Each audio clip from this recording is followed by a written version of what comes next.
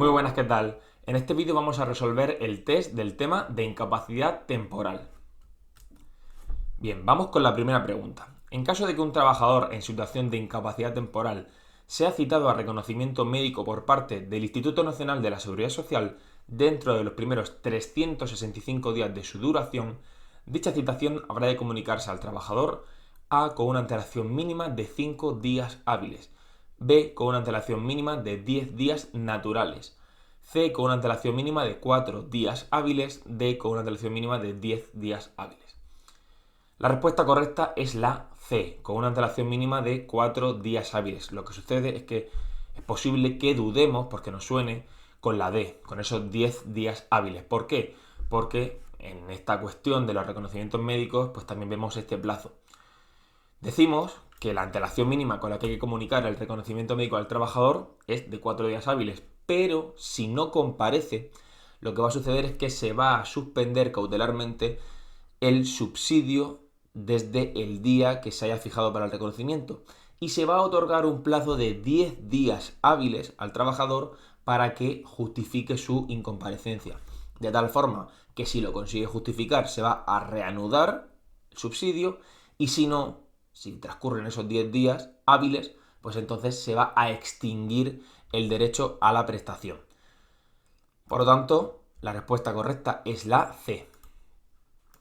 Vamos con la segunda. De conformidad con el artículo 174 del texto refundido de la Ley General de la Seguridad Social, aprobado por el Decreto Legislativo 8/2015 de 30 de octubre, el derecho al subsidio de incapacidad temporal se extinguirá, ¿vale? Esas causas de extinción del derecho al subsidio, artículo 174, a cuando con causa razonable el beneficiario rechace o abandone el tratamiento que le fuere indicado. Bien, esto es incorrecto porque es cuando sin causa razonable, ¿vale? Si tiene causa razonable, entonces no se extinguiría el derecho al subsidio. B. Por el transcurso del plazo máximo de 545 días naturales desde la baja médica. Esta es la respuesta correcta. 545, que era la suma de 365 más 180 de la prórroga. C. Por el traslado de residencia o estancia en el extranjero. Esto no es correcto. Nos puede sonar un poquito el traslado de la empresa fuera de territorio nacional, que era una situación similar a la del alta, pero no es una causa de extinción del derecho al subsidio. Y la D, por el reconocimiento de la prórroga. Cuando pasaban los 365 días, el INS se tenía que pronunciar sobre si se concedía la prórroga. Si no se pronunciaba, se entendía tácita, pero el reconocimiento de la misma no ocasiona para nada la extinción del derecho al subsidio. Por lo tanto, la respuesta correcta es la B. Que hayan transcurrido 545 días naturales desde la baja médica. Tercera, de conformidad con el artículo 173 del texto refundido de la Ley General de la Seguridad Social, en caso de accidente de trabajo o enfermedad profesional, ¿desde qué día se abonará el subsidio de incapacidad temporal? ¿Vale? Vamos a recapitular cuando hablábamos de toda la casuística según las contingencias que fuesen, enfermedad común y accidente no laboral, después este accidente de trabajo o enfermedad profesional, después esas situaciones especiales de la menstruación incapacitante secundaria, la interrupción del embarazo o la gestación desde el primer día de la semana 39, ¿vale? Todos ellos tenían pues distinta casuística. Aquí nos están preguntando por las contingencias profesionales, accidente de trabajo o enfermedad profesional. A partir del cuarto día de baja en el trabajo, si bien desde el día cuarto al decimoquinto de baja, ambos inclusive, el subsidio estará a cargo del empresario. Bien, esto es incorrecto porque esto sería para los casos de enfermedad común y accidente no laboral. B. A partir del cuarto día de baja en el trabajo, si bien desde el día cuarto al octavo de baja, ambos inclusive, el subsidio estará a cargo del empresario. Bien, esto parecido pero no exactamente, tendría más que ver con el sistema especial de los empleados de hogar. C. Desde el día siguiente al de la baja en el trabajo, estando a cargo del empresario, el salario íntegro correspondiente al día de la baja. Bien, esta es la respuesta correcta. El día de la baja lo paga íntegramente el empresario el salario correspondiente a ese día y a partir del día siguiente se va a abonar el subsidio de incapacidad temporal. Y vamos a recordar que hablábamos de un porcentaje del 75% de la base reguladora en estos casos. Y se abonará a cargo de la Seguridad Social desde el día de la baja en el trabajo. Había un caso, que no es este, que era el de la menstruación incapacitante secundaria, que se abonaba desde el mismo día. Por lo tanto, es incorrecto. La respuesta correcta es la C. Vámonos a ver la página cuarta. No, bueno, aquí la quinta, nacimiento, duración y extinción del derecho al subsidio, que tenemos que en los casos de accidente de trabajo o enfermedad profesional, el subsidio se abonará desde el día siguiente al de la baja en el trabajo y el empresario está a cargo del salario íntegro correspondiente al día de la baja, ¿vale? Importante conocer bien toda esta casuística. Perdona que te interrumpa, tan solo quería recordarte que este vídeo es un contenido de muestra de la preparación que ofrecemos para administrativos de la Seguridad Social. Si estás interesado en formarte con nosotros, te dejamos aquí abajo en la descripción el enlace a nuestra página web donde podrás encontrar toda la información al respecto. Abajo del todo hay un formulario para que te pongas en contacto con nosotros o si lo deseas también nos puedes escribir directamente a nuestra dirección de correo electrónico hablamos@simplificatusuevos.es. Sin más, continuamos con la explicación. Pregunta cuarta. A efectos de la prestación de incapacidad temporal, indique cuál de las siguientes situaciones no puede ser considerada como asimilada al alta. A. La situación legal de desempleo total durante la que el trabajador perciba prestación por dicha contingencia. Eso es correcto. Es decir, esa situación sí es asimilada al alta. Por lo tanto, no es la respuesta que buscamos. B. La trabajadora por cuenta propia que es víctima de violencia de género. Estos casos de violencia de género eran un poco particulares porque las trabajadoras por cuenta propia sí estaban asimiladas al alta, las trabajadoras por cuenta ajena no. Por lo tanto, esto es una respuesta incorrecta también porque sí es una situación asimilada al alta. C. La suspensión del contrato como consecuencia de riesgo durante el embarazo o riesgo durante la lactancia natural. Esto no es una situación asimilada al alta. Es la respuesta que buscamos, la respuesta correcta. Y D. Los casos de traslado por la empresa fuera del territorio nacional. Lo que he advertido anteriormente, que nos lo intentaban mezclar más o menos, no exactamente igual, pero que es lo que nos podía sonar, como una causa de extinción del derecho al subsidio, pues estos casos de traslado por la empresa fuera del territorio nacional sí son situaciones consideradas asimiladas al alta. Por lo tanto, la respuesta correcta es la C. Pasamos a la quinta. De acuerdo con el artículo 170 del texto refundido de la Ley General de la Seguridad Social, hasta el cumplimiento del plazo de duración de 365 días de los procesos de incapacidad temporal, bien, aquí nos van a preguntar por las competencias que tenga el INS y es muy importante que nos situemos temporalmente. Nos están hablando hasta el cumplimiento del plazo de duración de 365 días. Una vez que se hayan cumplido esos 365 días, cuando ya empiece la prórroga, la película va a cambiar bastante y las respuestas también cambiarían. Por lo tanto, antes de los 365, A. El Instituto Nacional de la Seguridad Social no tendrá ninguna competencia. Bien, esto es falso, sí tiene competencias. B. La inspección médica del Instituto Nacional de la Seguridad Social será la única competente para emitir el alta médica por curación, por mejoría que permita la reincorporación al trabajo con propuesta de incapacidad permanente o por incomparecencia injustificada a los reconocimientos médicos convocados por dicha entidad gestora. Bien, no es la única entidad, no es la única competente, además no es por estos motivos exactamente, pero bueno, comparte las competencias con la Inspección de Servicios Sanitarios de la Seguridad Social u órgano equivalente de la comunidad autónoma. Por lo tanto, esta respuesta es incorrecta. C. La Inspección de Servicios Sanitarios de la Seguridad Social u órgano equivalente del respectivo Servicio Público de Salud será la única competente para emitir el alta médica por curación o por mejoría que permita la reincorporación al trabajo. Bien, esto es incorrecto porque comparte las competencias con el INS. Y la respuesta correcta, por fin, es la D. el Instituto Nacional de la Seguridad Social ejercerá a través de su inspección médica las mismas competencias que la Inspección de Servicios Sanitarios de la Seguridad Social u órgano equivalente del respectivo Servicio Público de Salud para emitir una alta médica a todos los efectos, así como para considerar que existe recaída en un mismo proceso, ¿vale? Comparten esas competencias, va a tener las mismas, por lo tanto, antes de los 365 días, aunque lo habitual sea que el alta te la dé tu médico de cabecera, el INS, a través de su inspección médica, también te puede valorar y te puede dar el alta. En ese caso, la recaída la tendría que valorar él también, ¿vale? El INS. Por lo tanto, la respuesta correcta es la D. Pasamos a la sexta. Según lo establecido en el artículo 170 del texto refundido de la Ley General de la Seguridad Social, frente al alta médica por curación, por mejoría o por incomparecencia injustificada a los reconocimientos médicos emitida por la Inspección Médica del Instituto Nacional de la Seguridad Social, una vez agotado el plazo de duración de los 365 días, ¿vale? Importante ya, aquí estábamos hablando hasta el cumplimiento, aquí una vez agotado. Nos estamos situando del día 366 en adelante.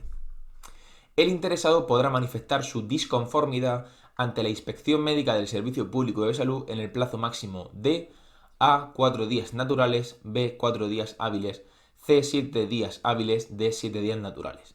La respuesta correcta es la A, 4 días naturales para presentar la disconformidad.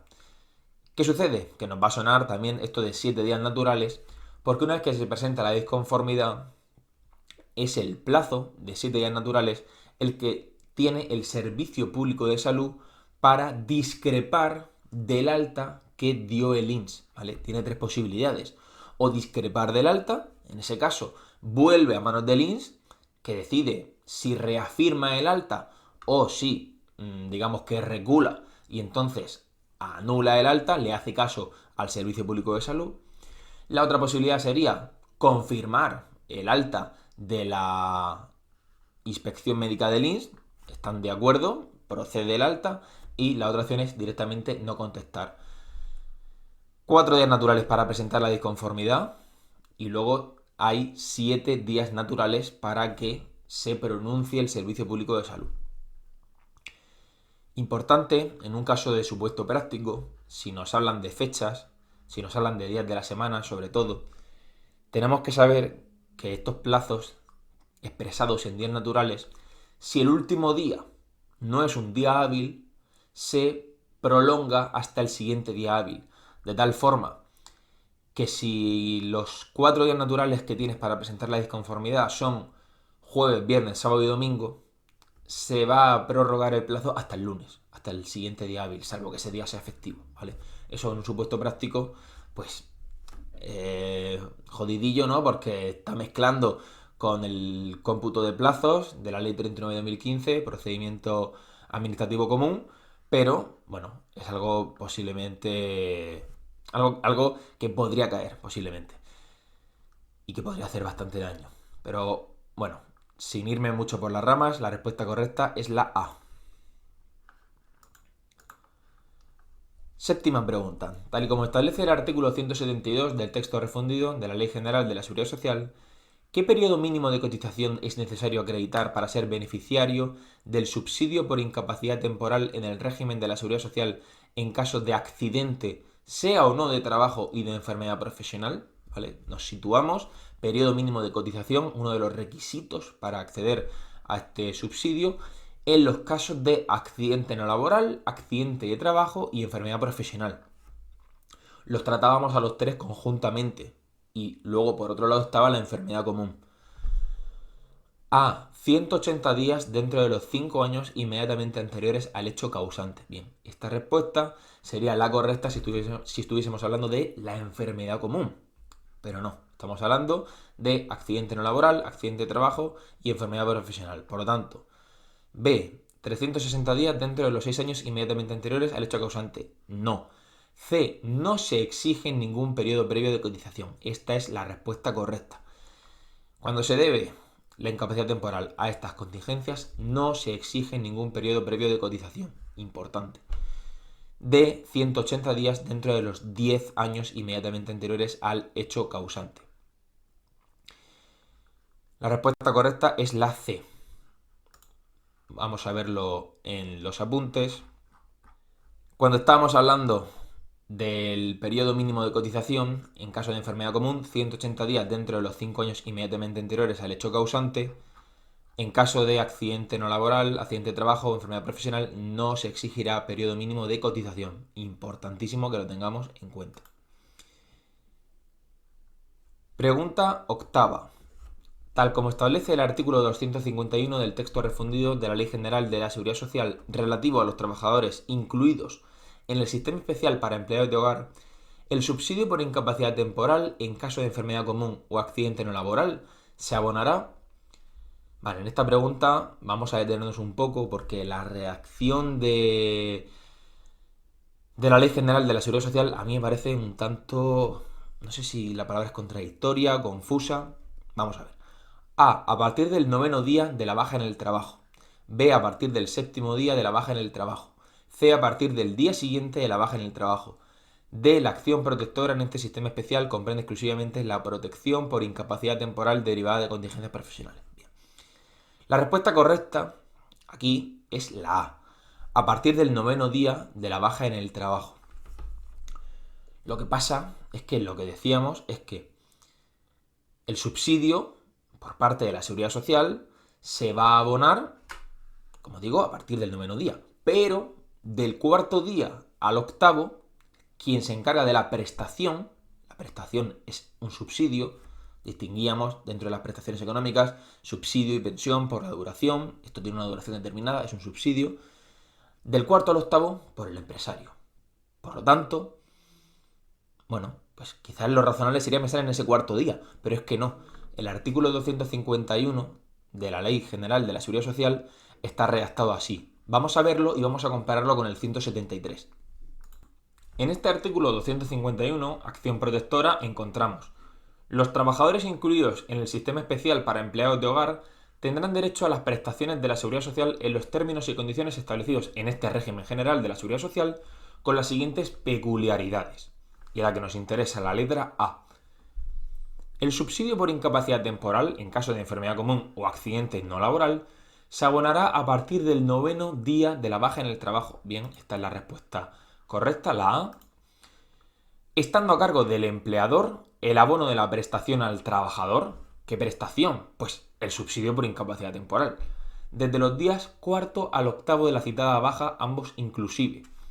Por lo tanto, aquí lo que nos dice es: del 4º día al 8º, ambos inclusive, la prestación, entendiendo por prestación el subsidio por incapacidad temporal, lo abona el empleador. A partir del 9º, pues se hace cargo el INS. Sin embargo, ¿vale? Nos quedamos aquí con 9º día y del 4º al 8º, ambos inclusive, el empleador. Sin embargo, si nos vamos al artículo 173, tenemos: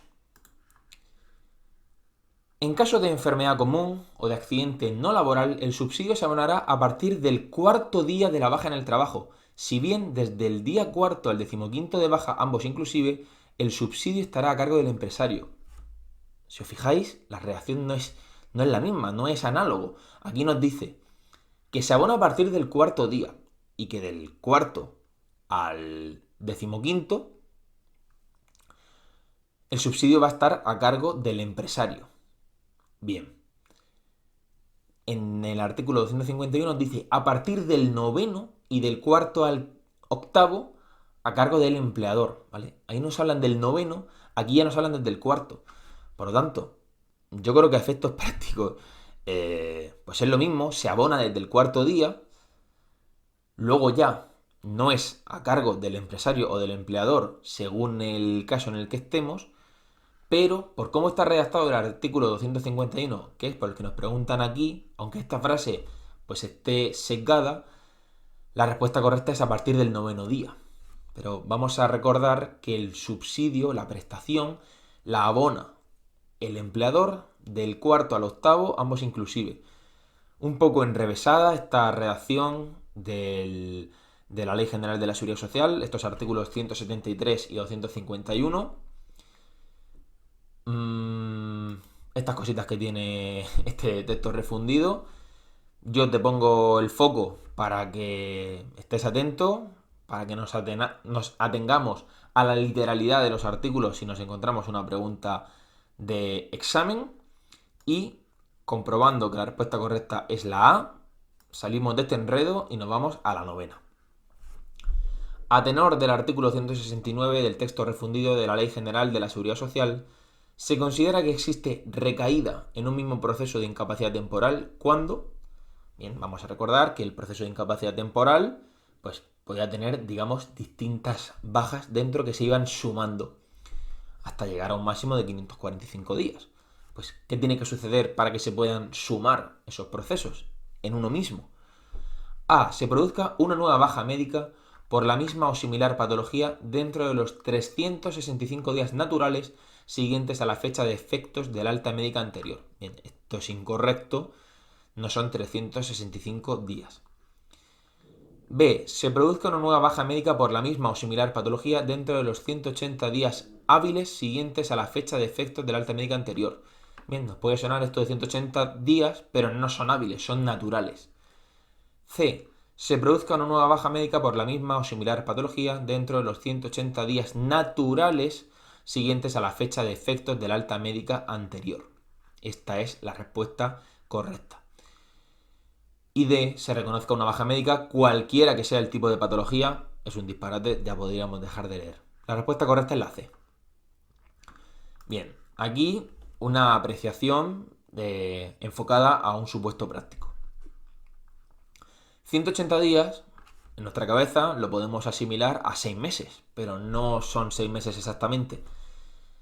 Imaginamos un supuesto práctico, que nos dicen que la fecha de efectos del alta médica anterior es un 25 de junio. Y ahora el trabajador tiene una nueva baja médica el 24 de diciembre, ¿vale? De 25 de junio a 24 de diciembre. A bote pronto decimos, eran 6 meses, sí, es una recaída. Te pones a pensarlo y no. ¿Por qué? Porque si la fecha de efectos del alta médica anterior es el 25 de junio, comenzamos a contar desde el día siguiente y tenemos del 26 al 30 de junio 5 días, 26, 27, 28, 29 y 30. Los 31 de julio, los 31 de agosto, los 30 de septiembre, los 31 de octubre, los 30 de noviembre y los 24 de diciembre, que hemos dicho que es cuando se producía la nueva baja. Sumamos todos esos días y nos dan 182 días naturales. Por lo tanto, en nuestra cabeza, rápidamente, en un supuesto, nos han puesto esas fechas, sí, recaída, se suma, eso pues tiene muchas consecuencias a nivel de agotamiento, a nivel de los requisitos que se exigen para acceder al subsidio, 1000 historias, y resulta que no es una recaída, ¿vale? Es un nuevo proceso. Han transcurrido más de 180 días naturales, por lo tanto, importante que tengamos eso muy interiorizado. Se puede dar perfectamente, y no hace falta calculadora, un caso de esto, ¿vale? Que nos hagan sumar esos meses, es un cálculo realmente sencillo.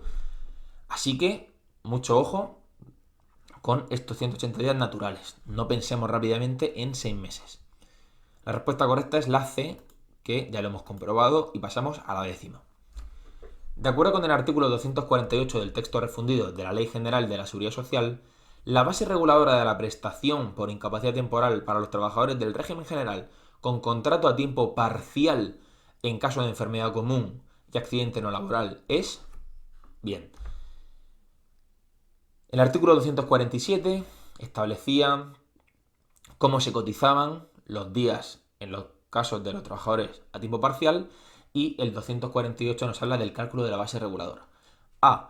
El resultado de dividir la suma de las bases de cotización por contingencias comunes en el mes previo al mes anterior al de la fecha de iniciación de la incapacidad por el número de días a que se refiere dicha cotización. Bien, esto es incorrecto, y además esto en el mes previo al mes anterior no nos tiene que sonar para nada a incapacidad temporal, sino a otro tipo de prestaciones. B. El resultado de dividir la suma de las bases de cotización por contingencias comunes en el mes anterior, ¿vale? Esto sí ya sería más propio de incapacidad temporal, no mes previo al mes anterior, al de la fecha de iniciación de la incapacidad por el número de días a que se refiere dicha cotización. Esto es incorrecto, ya que esto sería en caso de jornada completa, no jornada parcial. C. El resultado de sumar las bases de cotización por contingencias comunes de los últimos 12 meses dividido entre el número de días comprendidos en ese periodo. Bien, esto es incorrecto. La respuesta correcta es la D. El resultado de dividir la suma de las bases de cotización por contingencias comunes acreditadas desde la última alta laboral con un máximo de 3 meses inmediatamente anteriores al del hecho causante, entre el número de días naturales comprendidos en el periodo. ¿De acuerdo? Por lo tanto, se tiene en cuenta desde cuándo se acredita el último alta laboral, eso sí, con un máximo de 3 meses inmediatamente anteriores, y se divide por todos los días naturales que se comprenden en ese periodo. De esa forma se obtiene la base reguladora de la incapacidad temporal para estas contingencias, enfermedad común y accidente no laboral, es decir, contingencias comunes, en el caso de los trabajadores con contrato a tiempo parcial. La respuesta correcta es la D. Pasamos a la 11. Bastante sencilla. ¿Cuál es la duración máxima de la incapacidad temporal mientras el trabajador reciba asistencia sanitaria de la Seguridad Social y esté impedido para el trabajo según establece el artículo 169 del texto refundido de la Ley General de la Seguridad Social? A. 365 días, prorrogables por otros 180 días, cuando se presuma que durante ellos puede el trabajador ser dado de alta médica por curación. Bien, esta es la respuesta correcta. Hemos insistido ya en 1000 ocasiones. 365 más 180, que resultan esos 545. Respuestas incorrectas: 180 días más otros 180, 270 más otros 270, 365 más otros 365, fuera. La respuesta correcta es la A.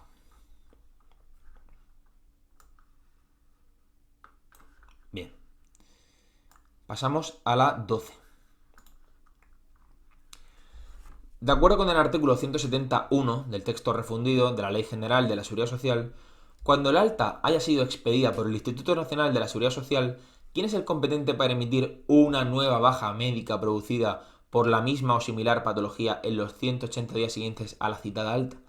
Bien, ya hemos hablado anteriormente que hasta el cumplimiento de los 365 días, el INS, a través de su inspección médica, tenía competencias y entre ellas estaba emitir el alta. Pues aquí estamos hablando de este caso.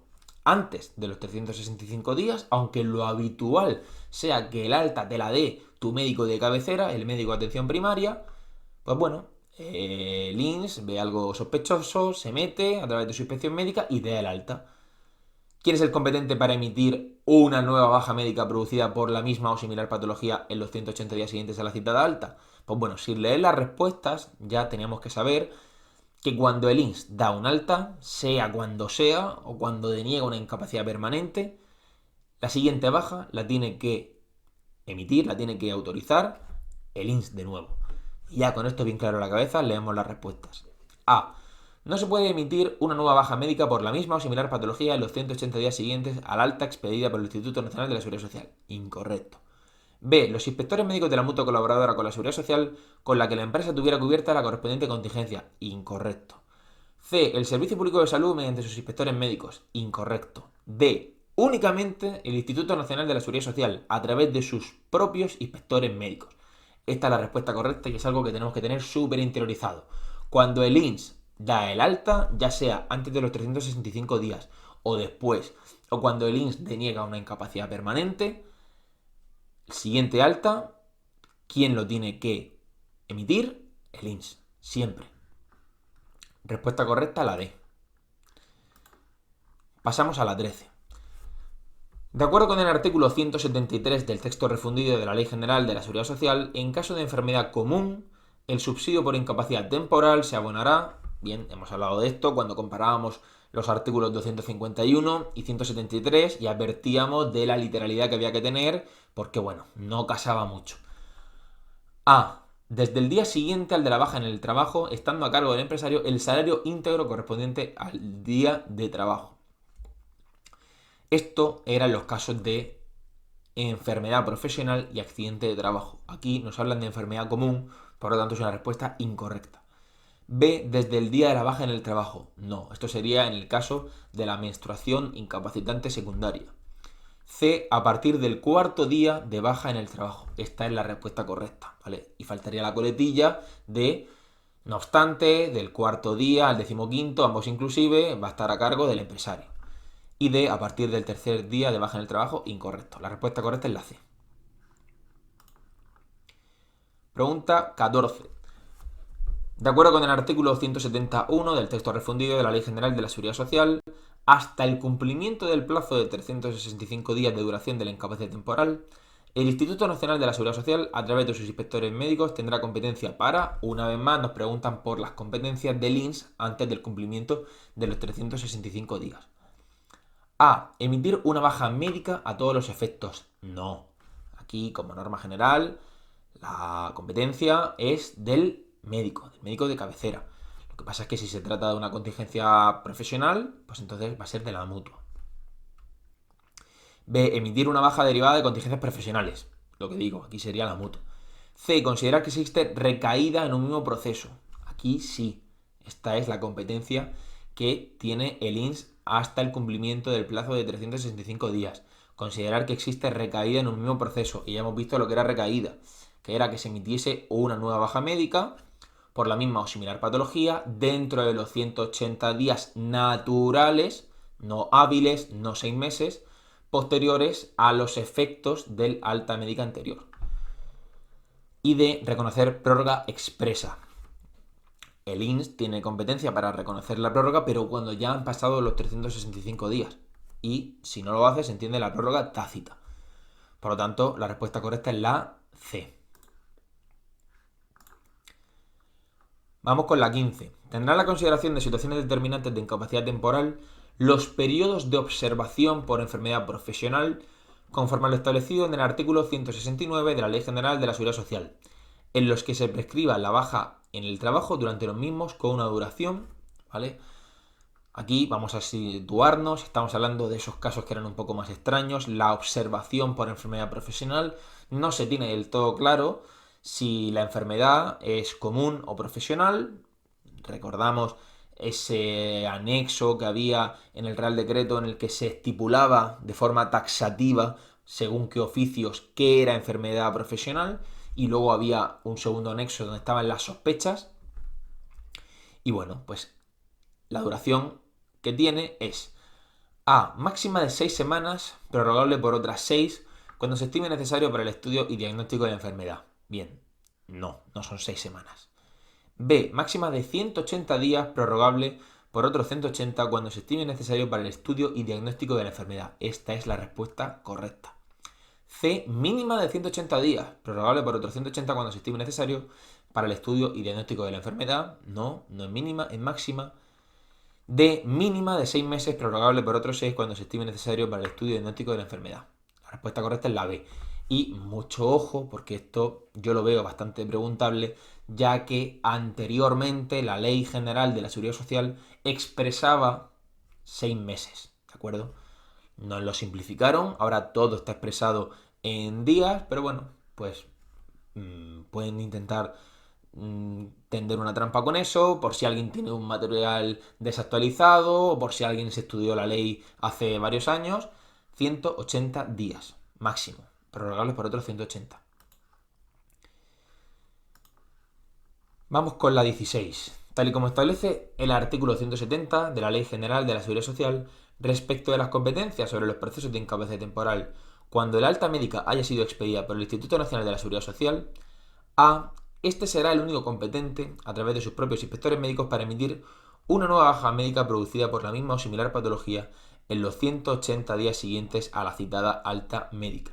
Bien, esta es la respuesta correcta, que es muy similar a la pregunta 12, creo que era. Sí, o sea que bueno, la preguntan de forma distinta y es algo que tenemos que tener súper interiorizado. Cuando el alta médica lo expide el INS, es el único competente para emitir una nueva baja médica por la misma o similar patología en los 180 días siguientes a la citada alta médica. Respuestas incorrectas. Este será el único competente, a través de sus propios inspectores médicos, para emitir una nueva baja médica producida por la misma o similar patología en los 365 días siguientes. No. Serán únicamente competentes los inspectores de los servicios sanitarios de la Seguridad Social No. ¿Serán únicamente competentes los inspectores de los servicios sanitarios de la Seguridad Social? No, ¿vale? INS competente cuando el alta la da el INS. Respuesta correcta la A. Pregunta 17. En caso de accidente no laboral, el artículo 173.1 de la Ley General de la Seguridad Social establece que el subsidio de incapacidad temporal se abonará. Bien, ya hemos insistido en esto. Se trataba conjuntamente, en este caso, a la enfermedad común y al accidente no laboral.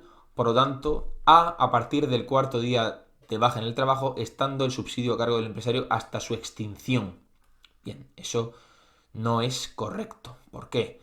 Porque era tan solo del cuarto al decimoquinto, cuando estaba a cargo del empresario. B. Desde el día siguiente al de la baja en el trabajo, estando a cargo del empresario el salario íntegro correspondiente al día de la baja. Eso sería en caso de accidente de trabajo o enfermedad profesional. Nos hablan de un accidente no laboral, contingencia común. C. A partir del cuarto día de la baja en el trabajo. Si bien, desde el día cuarto al decimoquinto de baja, ambos inclusive, el subsidio estará a cargo del empresario. D. Desde el día de la baja en el trabajo, estando a cargo del empresario el salario íntegro correspondiente al día de la baja. Nada. La respuesta correcta es la C. Esto está siendo ya un poco repetitivo, pero es que estas preguntas están sacadas de examen oficial e insisten muchísimo en lo mismo. Ya lo advertí en el tema.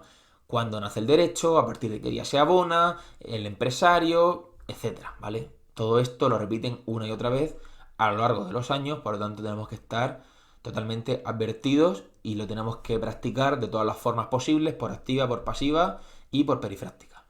Pregunta 18. De acuerdo con el artículo 174.1 del texto refundido de la Ley General de la Seguridad Social, el derecho al subsidio de incapacidad temporal se extinguirá. De nuevo, como veíamos al principio del vídeo, nos preguntan por las causas de extinción del subsidio. A. Por ser dado de alta el trabajador con o sin declaración de incapacidad permanente. Esta es la respuesta correcta. B. Por el traslado de residencia o estancia en el extranjero. Nos intentan colar la misma. C. Por el transcurso del plazo máximo de 365 días naturales desde la baja médica. No, son 545 días. Estos 365 más los 180 de prórroga. D. Por el reconocimiento de la pensión de viudedad. No, es plenamente compatible. Tú puedes tener una incapacidad temporal y también puedes recibir la pensión de viudedad. Por lo tanto, la respuesta correcta es la A. Aquí quiero hacer una precisión, y es que el derecho al subsidio de incapacidad temporal se extingue cuando se da de alta con o sin declaración de incapacidad permanente. ¿Qué sucede? Vamos a ver.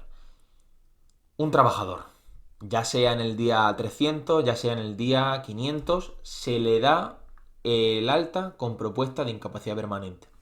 ¿Qué sucede? ¿Se le deja de pagar ahí? No. Se produce la prolongación de los efectos económicos, ¿de acuerdo?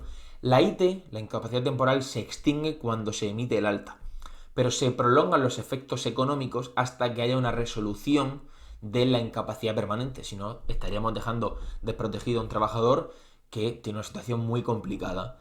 Luego ya, cuando se emita resolución de incapacidad permanente, si es denegatoria, pues entonces ahí ya se cesa esa prolongación de efectos y no se va a cobrar nada. Si se autoriza la incapacidad permanente, pues entonces se va a empezar a percibir la pensión de incapacidad permanente. Esto lo estudiaremos en profundidad en su tema.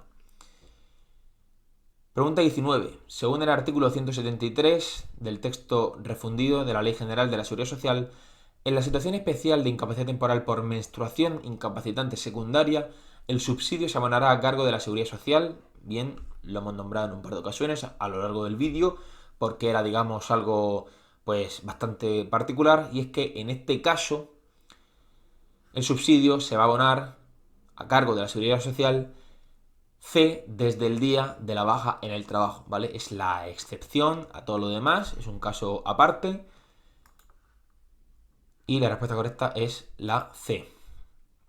Otra particularidad de esta menstruación incapacitante secundaria es que si se dan nuevas bajas, no son recaídas de la anterior. Es decir, vamos a imaginar una mujer que tiene una baja por este motivo y a los 28 días se coge una nueva baja. Pues no se suma, ¿vale? Como sería la norma general del artículo 169, donde nos estipula qué es una recaída. Una recaída era una nueva baja médica por la misma o similar patología dentro de los 180 días naturales siguientes a la fecha de efectos del alta médica anterior. Por lo tanto, siguiendo esa norma general, una mujer que se coge una nueva baja al mes siguiente y al mes siguiente y al mes siguiente, pues va sumando, ¿de acuerdo? Pero no, en los casos de menstruación incapacitante secundaria, cada baja es un proceso nuevo. Y por último, la pregunta número 20. ¿Cómo se determina la base reguladora del subsidio de incapacidad temporal derivada de contingencias comunes? ¿Vale? Poníamos un pequeño ejemplo para afianzar este cálculo, que era muy sencillo. A es el resultado de dividir el importe de la base de cotización por contingencias comunes del trabajador en el mes anterior al de la fecha de iniciación de la incapacidad temporal entre el número de días a que dicha cotización se refiere. Bien, esta es la respuesta correcta. Número de días a que dicha cotización se refiere, pues distinguíamos si era un salario mensual, que entonces era entre 30, o si era un salario diario, que máximo podían ser 28, 29, 30 o 31, dependiendo de los días que tuviese ese mes. Respuestas incorrectas. Es el resultado de dividir el importe de la base de cotización por contingencias comunes del trabajador en el mes previo al mes anterior.